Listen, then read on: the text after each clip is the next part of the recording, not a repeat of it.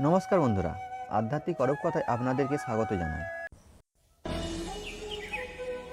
এই সংসারে সুখ আর সন্তোষ লাভ করার পথ কি ত্যাগ করা নাকি মেনে নেওয়া? এটাই হলো একটা ধাঁধার সমান। আর যে বুঝতে পারে তার কাছে এক মিথ্যা শ্রেষ্ঠ সমান। দেখুন, আপনি যা বদলাতে পারেন তা আপনি বদলে ফেলুন। যা আপনি বদলাতে পারবেন না তা আপনি স্বীকার করে নিন। আর যা মেনে নিতে পারবেন না তাকে নিজের সাথে আলাদা করে দিন। ধরুন, আপনার কোন অভ্যাস আছে যা আপনি বদলাতে চান, বদলে ফেলুন। যদি কোনো সমস্যা থাকে যা বদলানোর আপনার হাতে নেই, তা স্বীকার করে নিয়ে তার সাথে পথ চলা শুরু করে দিন। যদি কোনো আবেগ থাকে, পরিস্থিতি থাকে বা কোনো ব্যস্ত থাকে যা আপনি মানতেই পারছেন না, কোনোদিনও মানতে পারবেন না, তাকে নিজের থেকে আলাদা করে দিন। একেও সন্ন্যাস বলা হয়। জীবনের দুঃখ, কষ্ট, ক্ষয় হোক বা লাভ, এই সবেতেই সমান রূপে যাপন করাই তা হলো সন্ন্যাস। এতেই জীবনে আনন্দ রয়েছে। তাহলে এই আনন্দ উপভোগ করুন আর আমার সাথে ভালোবেসে বলুন, রাধা রাধা।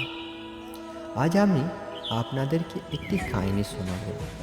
একটা খাড়ায় উঁচু পাহাড় ছিল, যা বেয়ে ওঠা প্রায় অসম্ভব কাজ ছিল। এবার একদিন কয়েকটি ব্যাঙ এলো আর তা বেয়ে উঠতে শুরু করলো। আস্তে আস্তে প্রত্যেকটি ব্যাঙ নিচে লাফিয়ে লাফিয়ে উপরে ওঠার চেষ্টা করছিল। নিচে কিছু পশু দাঁড়িয়েছিল, যারা বলছিল, এটা তো অসম্ভব ব্যাপার, এই ব্যাঙগুলো উঠতে পারবে না, সকলে পড়ে যাবে। আর তারপর ধীরে ধীরে সমস্ত ব্যাঙ নিচে পড়তে থাকলো। শেষ পর্যন্ত একটা ব্যাঙ ছিল যে শেখরে পৌঁছাতে পারল। জানেন সে কেন পারল?